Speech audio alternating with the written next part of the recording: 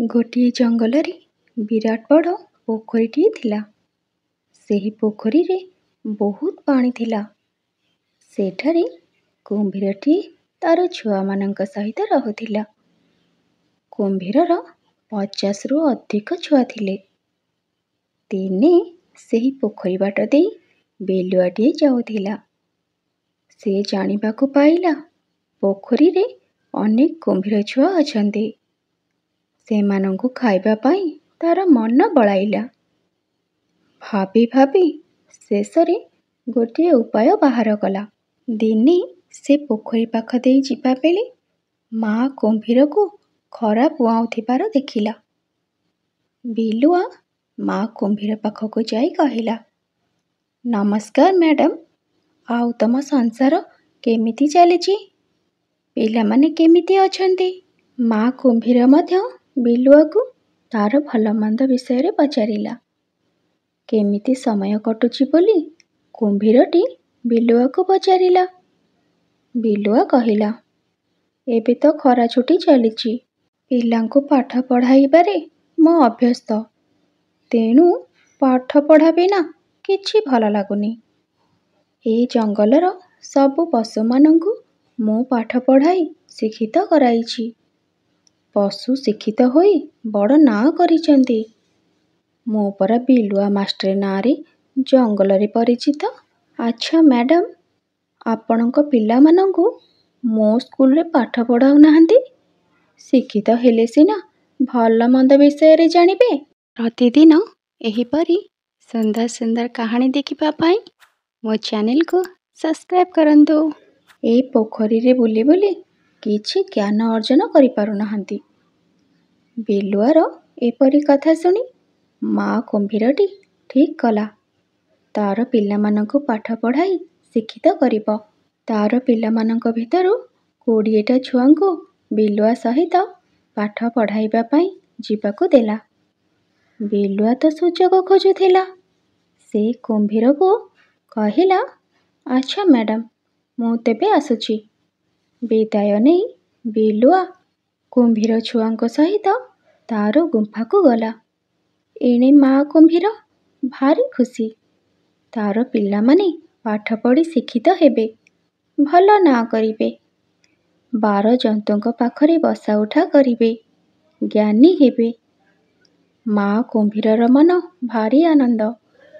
बिलुआर मन भी खुशी। से जहा चाहुथिला ताकू मिलिगला। से प्रतिदिन गोटिए गोटिए कुम्भीर छुआंकु आनी खाइबाकु लागिला। 20 दिन रे 20टा छुआंकु खाई सफा करिदेला। खाद्य सब सरी जिबारु बिलुआ चिंतारे पड़िला। पुणी से पोखरी पाखकु गला। माँ कुम्भीर को नमस्कार जणाइला। बिलुआ को देखि माँ कुम्भीर भी भारी खुशी हेला। बिलुआ को तार पिलामानंक कथा पचारिला। से भी पिलांक पाठ पढ़ा को नहीं याडू सियाडू गुड़ाए बखाणिला। पिलामाने केमिति अंक पणिका शिखि गलेनी। 1 2 गड़ गड़ होई गाई जाउचंदी। बिलुआ कहिला, बुझिल मैडम, आपणक बड़ पुओ भारी बुद्धिमान। से तो चटापट पाठ शिखि जाउछि। भारी ज्ञानी हेब सिए, देखिब। माँ कुम्भीर पिलार कथा सुनी भारी खुशी हेला।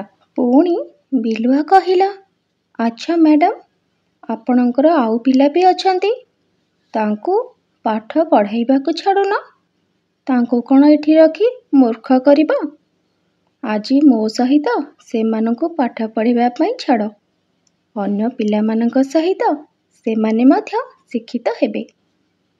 बिलुआर एसबु कथा सुनी माँ कुम्भीर तो भारी खुशी थिला। से बिलुआ सहित तार अन्य छुआ मानंकु जीवाकु देला। बिलुआ सेमानंकु आनी गुंफारे रखी सबुदिन खाऊ खाऊ शेषरे कुम्भीर छुआ मानंकु शेष करिदेला। एथर कौन करिब पुणी चिंता कला। माँ कुम्भीर को केमिति खाइब भाबिला। ता परदिन पुणी से पोखरी कूलकु गला बेले माँ कुम्भीरटी बिलुआ को देखि कहिला, ओ अवधाने, ମୋ ପିଲାମାନେ ସବୁ କେମିତି ଅଛନ୍ତି? ଏହା ଶୁଣି ବିଲୁଆ ଡରିଗଲା। କ'ଣ କରିବ ଏବେ? ମନରେ ସାହସ ବାନ୍ଧି ମା କୁମ୍ଭୀରକୁ କହିଲା, କି ହୋ ମ୍ୟାଡ଼ାମ, ତମେ ତ ଭଲ ମା ହେଇଛ। ପିଲାଙ୍କୁ ଛାଡ଼ି ପୋଖରୀରେ ବେଶ ଆରାମରେ ଅଛ। ଚାଲ ଥରେ ମୋ ସହିତ ତମ ପିଲାମାନଙ୍କୁ ଦେଖି ଆସିବ। ସେମାନେ କ'ଣ କରୁଛନ୍ତି, କେମିତି ରହୁଛନ୍ତି, ପାଠ ସବୁ କ'ଣ ପଢ଼ିଲେଣି? ବିଲୁଆର କଥା ଶୁଣି ମା କୁମ୍ଭୀର ଚିନ୍ତା କଲା ତାର ପିଲାମାନଙ୍କୁ ଦେଖି ଆସିବ। ତାପରେ ସେ ବିଲୁଆ ମାଷ୍ଟ୍ରଙ୍କ ସହିତ ପିଲାମାନଙ୍କୁ ତାର ଦେଖିବାକୁ ବାହାରି ପଡ଼ିଲା। ବାଟରେ ଯାଉ ଯାଉ ସନ୍ଧ୍ୟା ହୋଇଗଲା। ବିଲୁଆ କହିଲା, ମ୍ୟାଡ଼ାମ, ଆପଣ ତ ଥକିଯିବେଣି। ଆମ ଘର ଆହୁରି ଅନେକ ଦୂର ଅଛି। ଚାଲ ଟିକେ ବିଶ୍ରାମ ନେବା। ତାପରେ ଦୁଇଜଣ ମିଶି ଜଣେ ଚାଷୀର ଖଳାବାରିରେ ଥିବା ନଡ଼ା ପଲା ପାଖକୁ ଗଲେ। ବିଲୁଆ ମା କୁମ୍ଭୀରକୁ ସେହି ନଡ଼ା ପଲାରେ ଶୋଇବା ପାଇଁ କହିଲା। ମା କୁମ୍ଭୀର ତ ବହୁତ ଥକି ଯାଇଥିଲା, ତେଣୁ ତାକୁ ନିଦ ଲାଗିଗଲା। ଏହି ସମୟରେ ବିଲୁଆ ଗାଁ ଭିତରକୁ ଯାଇ ଖଣ୍ଡେ ନିଆଁ ଧରି ଆସିଲା। ସେହି ନିଆଁକୁ ନଡ଼ା ପଲା ଉପରକୁ ପକାଇଦେଲା। ପଲାଟି ଜଳିଯିବାରୁ କୁମ୍ଭୀର ମଧ୍ୟ ସେହିଠାରେ ମରିଗଲା। ବିଲୁଆ ମନ ଭାରି ଆନନ୍ଦ। ଆଜି କୁମ୍ଭୀର ମାଂସ ଖାଇବ। ଏତେ ବଡ଼ କୁମ୍ଭୀର ମାସେ ଯାଏ ବସି ଖାଇବ, ଆଉ ତାର ଚିନ୍ତା ନାହିଁ। ଏମିତି ଭାବୁ ଭାବୁ ଭାବନାରେ ଏତେ ମଗ୍ନ ହେଲା ଯେ ବାହାରେ କ'ଣ ଘଟିଲା କିଛି ଜାଣିପାରିଲା ନାହିଁ। ଏଣେ ଧାନ ଖଳାରେ ନିଆଁ ଲାଗିଯିବାରୁ ଗାଁ ଲୋକ ସବୁ ଠେଙ୍ଗା ବାଡ଼ି ନେଇ ଧାଇଁ ଆସିଲେ। ସେଠାରେ ବିଲୁଆକୁ ବସିଥିବାର ଦେଖି ଠେଙ୍ଗାରେ ବାଡ଼େଇ ବାଡ଼େଇ ମାରିଦେଲେ। ବିଚରା ବିଲୁଆ ଗାଁ ଲୋକଙ୍କ ମାଡ଼ରେ ସେହିଠାରେ ସଫା ହୋଇଗଲା। ତେଣୁ କଥାରେ ଅଛି ପରା, ଯେ ପାଞ୍ଚେ ପରମନ୍ଦ ତା ମନ୍ଦ ପାଞ୍ଚନ୍ତି ଗୋବିନ୍ଦ।